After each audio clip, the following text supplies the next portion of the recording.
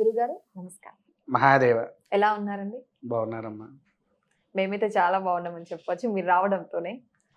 నిజంగా అలా నవ్వుతూ ఉండండి. ఓకే. గురుగారు మనం మొదటి ప్రశ్నలోకైతే వెళ్ళిపోదాం.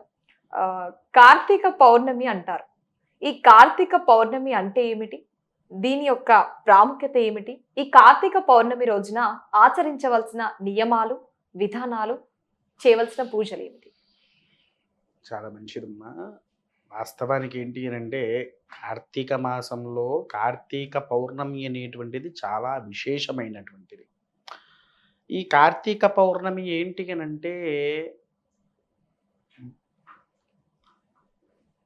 మనకు కార్తీక మాసాన్ని ఇంకో కాలము అని కూడా అంటాము. కార్తీక మాసం ప్రారంభమయ్యే ముందుగా ఇక స్టార్ట్ అయింది ఈ కాలము అని చెప్పేసి అనుకుంటాము. అవునండి. ఏం కాలము? చలికాలం. చలికాలము.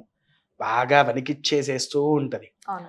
అయితే ఈ చల్లదనానికి ఏమవుతుంది, కొన్ని క్రిముల్స్ అనేది ఉత్పత్తి అవుతూ ఉంటది.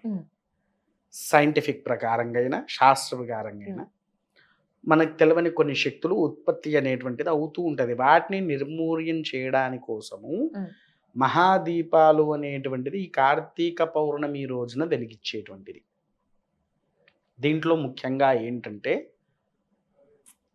ఉసిరిక కూడా ఎంతో మనకు శాస్త్ర విధానంలో అయినా సైంటిఫిక్ రీజన్లోనైనా మనకు తెలవకుండా మనకు వచ్చేటువంటి రోగాలను హరింపజేసే అంత యోగ్యత ఉండేటువంటిది. ఉసిరికలో ఒక విటమిన్ ఉంటుంది. ఏం విటమిన్ ఐడియా ఉందారా తల్లి? ఉసిరిలో vitamin D and C. C vitamin అనేటువంటిది ఉంటుంది. అంటే ఎన్నో రకాలుగా మనలో ఉండేటువంటి శక్తుల్ని తక్కువగా చేసేసి, అంటే చెడు శక్తుల్ని తక్కువగా చేసేసి మంచి వాటిని పెంచుతూ ఉంటుంది. అయితే దీన్ని ఏం చెయ్యాలి? పౌర్ణమి రోజున సూర్యుడు ఉదయించక ముందుకే లేచి కొన్ని తెల్ల నువ్వులు, ఒక ఉసిరిక గింజ, తర్వాత కొద్దిగా కొబ్బరి నూనె కానీ నువ్వుల నూనె కానీ వేసి బాగా దంచి దాన్ని మన పేస్ట్గా చేయాలి. చేసేసి కొద్దిగా ముద్ద తీసుకుపోయి మనం స్నానం చేస్తాం కదా, పౌర్ణమి రోజున వేడి నీళ్ళు స్నానం చేయకుండా చన్నీళ్ళ స్నానం చెయ్యాలి. అందులో ఈ ఉసిరికాయను ముద్ద ఏదైతే ఉందో అది దాంట్లో వేసి కలిపేసి ఆ నీళ్ళతో స్నానం చేసేస్తే శరీరంలో ఉండేటువంటి దుష్ట శక్తుల దగ్గర నుంచి మైల దోషాల నుంచి సంపూర్ణంగా తీసివేస్తుంది. తీసివేసేసిన తర్వాత మరలా ఏమవుతుంది? కార్తీక పౌర్ణమి రోజున ఈ యొక్క ఉసిరికాయతో స్నానాన్ని ఆచరించి భగవంతుని దగ్గరికి వెళ్ళేసేసి దీపారాధన అనేటువంటిది చెయ్యాలి. దీపారాధన ఎప్పుడు? సూర్యుడు ఉదయించక ముందుకే నీవు దీపారాధన చేసిన తర్వాత తులసి గద్ద ఏదైతే ఉంటుందో తులసి గద్ద దగ్గరికి వెళ్ళేసి 365 వత్తులతో దీపారాధన అనేటువంటిది ఆచరించాలి.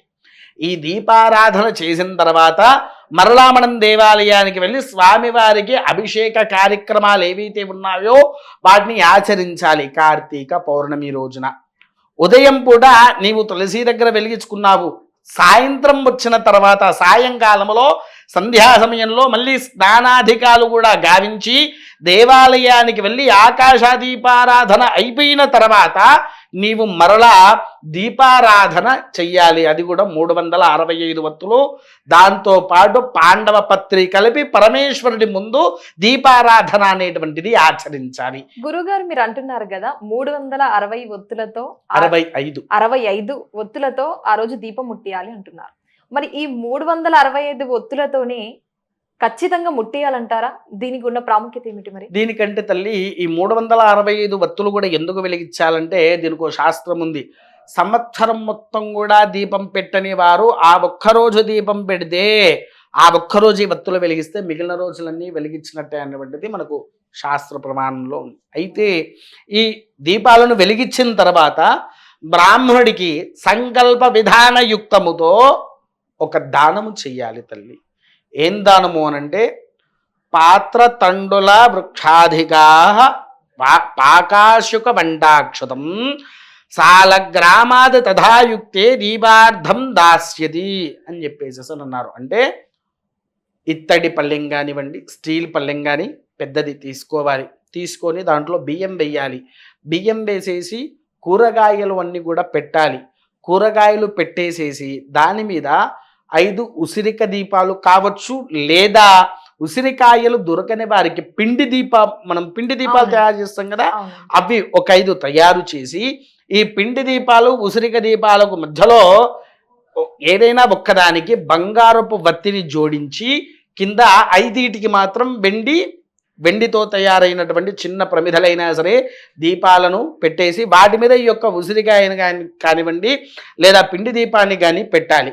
పెట్టేసి మళ్ళీ దాంట్లో ఒక సాలగ్రామము, ఇవన్నీ కలిపి నీవు ఎప్పుడైతే బ్రాహ్మణుడికి దానం చేశావో దానం చేసే ముందు గోత్రనామ సంకల్ప విధానముతో నీవు దానం ఆచరించాలి. నీవు ఎప్పుడైతే దానాన్ని ఆచరిస్తావో సకల రక్షణ యోగ్యత సకల ఫలిత భోగ భాగ్య ధన కనక వస్తు వాహన పుత్ర పౌత్రాభి వృద్ధ్యర్థం. ఇది శాస్త్రం. అంటే ఎటువంటి రోగము లేకుండా, ఎటువంటి నష్టాలు కాకుండా ధనము, కనక, వాహనాలు, పుత్రులు, పౌత్రులు, మామూలుగా ఉండే గుడిసె కాస్త బిల్డింగ్లు అవ్వడము, ఇలాంటి ఒక మంచి యోగ్యత కలిగేటువంటి రోజు ఏదయ్యా అంటే ఈ కార్తీక పౌర్ణమి రోజున ఈ విధానంతో నీవెప్పుడైతే దానాన్ని ఆచరిస్తావో ఆచరించినప్పుడు నీకు ఆ పరమేశ్వరుడి యొక్క అనుగ్రహం వలన లక్ష్మీదేవి నీ ఇంటికి ఉసిరిక బంగారాలు సమర్పిస్తుంది అనేటువంటిది శాస్త్రము తల్లి. గురుగారు, చిన్న సందేహం ఏంటంటే, ఈ కార్తీక మాసం అనేది స్త్రీలకే కాదు పురుషులకు కూడా అతి ముఖ్యమైనది అని విన్నాను. అవునమ్మా. అదే విధంగా మనం చూసుకున్నట్లయితే అసలు ఇందులో స్త్రీలకే ముఖ్యమైనది అనేటువంటిది మనకు శాస్త్రంలో లేదు కదా. ఎరుగురికి కలిపి చేసేది. ఎందుకు అనంటే వాస్తవానికి దీపారాధన చేయవలసింది ఎవరయ్యా అంటే మగవాడు మాత్రమే, ఆడవారు కాదు. అంటే ఈ దీపాలు వెలిగించాల్సినటువంటిది మగవాళ్ళు. తర్వాత భార్యాభర్తలు ఇరువురు కూడా కలిసి దేవాలయంలో దీపారాధన చేస్తేనే దాని యొక్క ఫలితము మనకు దక్కుతుంది. కేవలం ఆడవారే వెళ్ళి వెలిగించుకున్నంత మాత్రాన దాని ఫలితం మనకేమీ ఉండదు, శూన్యం. అదే గురుగారు, పురుషులంటే అస్తమాను వాళ్ళు ఉదయాన్నే లేచి దీపాలు ముట్టించాలి, ఈ పూజలు చేయాలి అని అయితే కొంతమందికి తెలుస్తుంది, కొంతమందికి తెలియదు కదా. వారి కోసమే స్త్రీలు ఈ కార్తీక మాసం నాడు 365 ఒత్తులు తన భర్తతో ఈ దీపాన్ని వెలిగిస్తారు అని అయితే విన్నాము. ఇది ఎంతవరకు వాస్తవం అంటారు? నిజమే తల్లి, భర్త వెలిగిస్తేనే మంచిది. అది స్త్రీ వెలిగిస్తే ఏంటి, కేవలం మంగళసూత్రానికి అంటే తను ముత్తైదుగా జీవిస్తూ ఉండాలి కాబట్టి తన మాంగళ్య బలాన్ని పెంచుకోవడానికి మాత్రమే స్త్రీ వెలిగిస్తుంది. పురుషుడు వెలిగిస్తే తన భార్య పిల్లల కుటుంబ సంక్షేమంగా ఉండడానికి కోసము పురుషుడు వెలిగించాలి. అలా అయితే పిల్లలకు అందరికీ వర్తిస్తుంది. భార్య వెలిగించేది మాత్రం కేవలం తన మంగళసూత్రానికే. అలాగే అంతే అంటారా గురుగారు? నిజంగా ఈ కార్తీక పౌర్ణమికి ఇంతటి విశిష్టత కలిగి ఉందంటారా? అవునమ్మా, చాలా విశిష్టత. ముఖ్యంగా ఏంటి అని అంటే ఆ పరమేశ్వరుడి యొక్క అనుగ్రహాన్ని కేవలం పొందేటువంటివి 3 రోజులు. అందులో మొదలుగా వచ్చేది కార్తీక పౌర్ణమి, రెండవది వచ్చేసి కార్తీక మాసం అయిపోగానే శివరాత్రి కంటే అత్యంత గొప్ప శక్తివంతమైనటువంటిది మార్గశిర మాసంలో వచ్చేటువంటి ఆరుద్ర నక్షత్రానికి ఉన్నటువంటి యోగ్యత. మూడవది శివరాత్రి. ఈ 3 పర్వదినాలు అనేటువంటిది ఆ పరమేశ్వరుడి యొక్క అనుగ్రహాన్ని పొందే గొప్ప యోగ్యత తల్లి. నిజంగా గురుగారు, చాలా సంతోషం. ఈ కార్తీక పౌర్ణమి యొక్క విశిష్టత కావచ్చు, ఈ కార్తీక పౌర్ణమి రోజున ఆచరించవలసిన నియమాలు కావచ్చు, అసలు ఈ కార్తీక పౌర్ణమి రోజున చాలా మంది 365 ఒత్తులు ఎందుకు వెలిగిస్తారు అనే దాని గురించి అయితే మా ప్రేక్షకులకైతే చాలా చక్కగా మీరు చెప్పింది అయితే నిజంగా ఎంత క్లుప్తంగా చెప్తున్నారంటే చాలా బాగా వివరించారు గురుగారు. చాలా సంతోషం. ధన్యవాదాలు. మహాదేవ.